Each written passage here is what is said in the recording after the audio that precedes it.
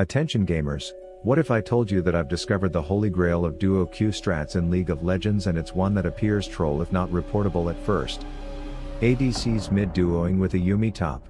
You see, it's no secret that my chances of climbing are lower than an Instagram model impregnating herself with Drake's baby, and considering I've tried all the conventional ways to consistently win games and failed, I was just about desperate enough to try anything. So when a fellow hardstuck from my Angry and Ters anonymous group reached out and said Yumi top, pointing to this video and to some middle school presentation on why Yumi can mock the top lane meta, I was like, YOLO, but we do it my way.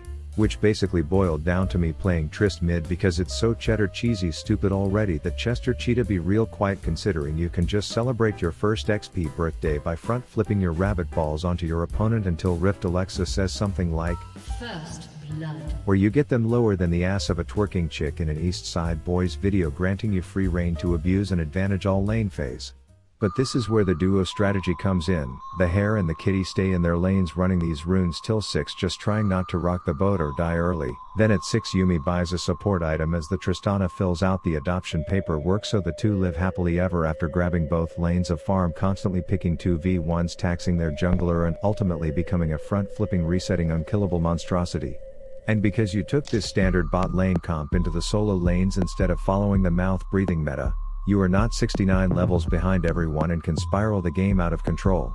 Since Riot themselves agree that Trist hits super hard but is a super risky squishy rabbit, having the protection of a Yumi plus a level advantage, 2 lanes of farm and a bunch of kills is enough to make the reward worth any risk you take with her, to the point where my game started looking like this, and this, and this, with a win rate so far of over 70%, making this one of the weirdest but most effective things I've done in a while. Well, that and when I as a robot wrote a rap about shaving my balls.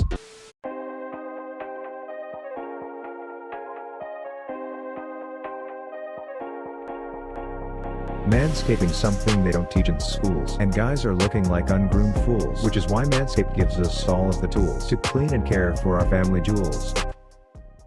The performance package is brandy new. It has it all.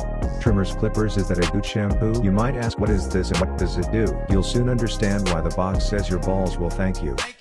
The trimmer is called the lawnmower, but you won't be cutting grass, cause it's skin-safe blades and waterproof motor. Make it perfect for pubes near your neck, balls and ass. It's got a sleek look with an LED light in its design, so you can shave every little nook, even where the sun don't shine. Safety lock it with a few clicks. Charge it as its light flicks. The other guys would be hiding their chicks if they knew you had Manscaped and one of the best groomed dicks. Moving on, we've got the weed whacker. It's an ear and nose hair attacker. Skin safe so no tears or pulls, it's a master. Using this turns men into hygiene hackers. So check out my link below and buy with my discount code for 20% off, free shipping, and these gifts the whole load. It's about time for those pubes to get properly mowed.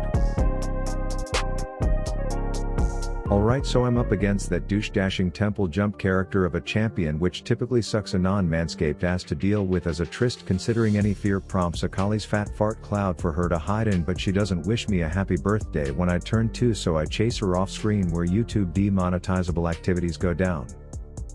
This sets up the early game in a way where I can just calmly sit back, watch her twirl her little sickle yo-yo around, and force the fear fart out of her every time I look her way, and despite my wards trying to tell me something, Kha'Zix is coming. What? Kha'Zix is coming, bro. I'm just like, speak up you useless freeloaders, as I commit like I'm holding a ring saying I do, and then prove why danger doesn't equal death on this totally not infuriating to deal with champ in this mid lane. At this point I'm well prepared and financially stable enough to own a cat, but I've also gone guerrilla warfare tactics here by purchasing a 1-month gifted Discord Nitro and posting the link in all chat, first come first serve, and I think the results of this bait speak for themselves.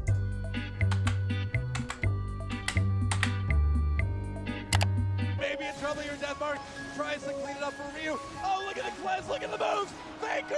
What was that? Now communication is key in any relationship, so you should let your timid teammates know that stealing farm in this situation will not result in anyone raging out, running touchdowns while actively trying to lose the game, and saying they don't care if you report them, they will just buy another $2 account because you deserve to lose, like they might have experienced in the past from taking uncontested farm.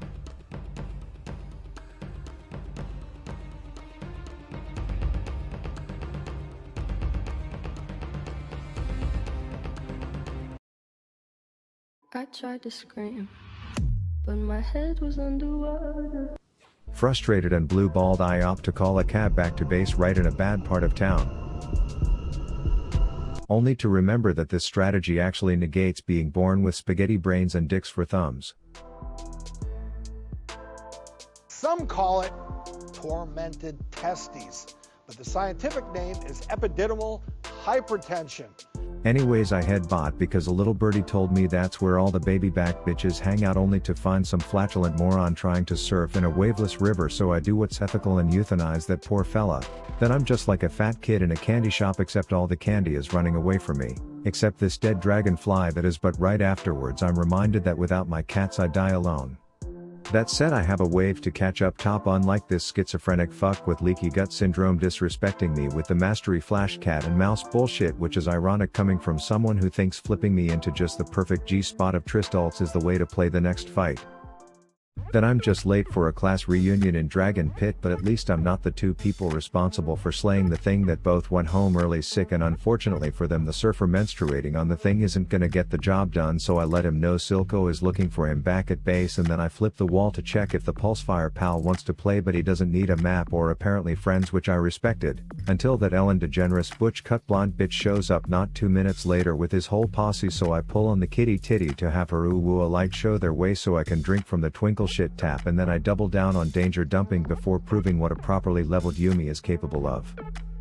Alright, now if you want to take this strategy seriously, you have to pay attention to what I did here to win the fight.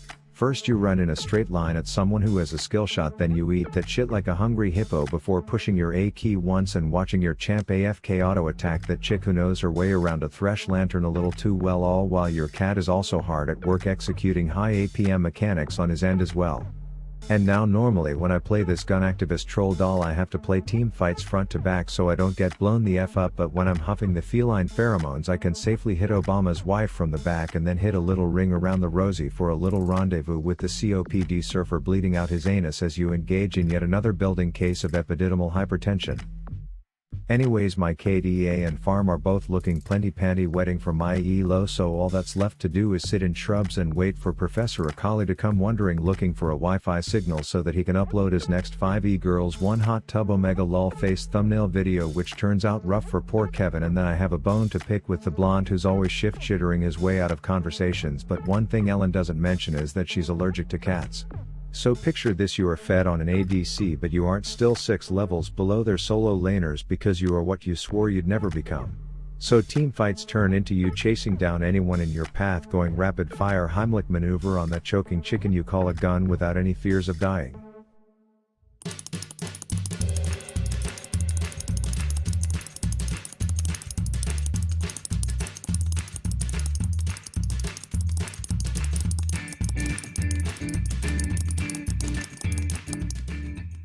Look, I want to talk to you about an old saying.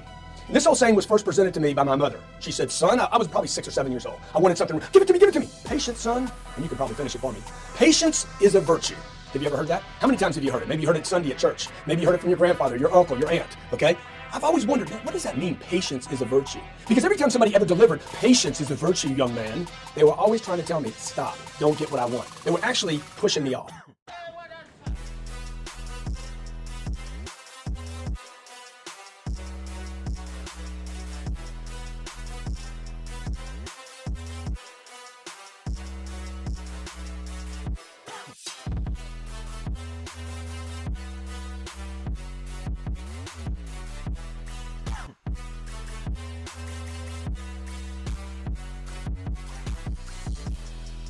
Side note: dying in fountain doesn't proc your GA, but there you have it. Funnel the F-tard rocking Trist mid and the kitty up top, and it has unironically been the way I've been climbing with the most consistent success this year. Don't forget to manscape tonight. Rav out.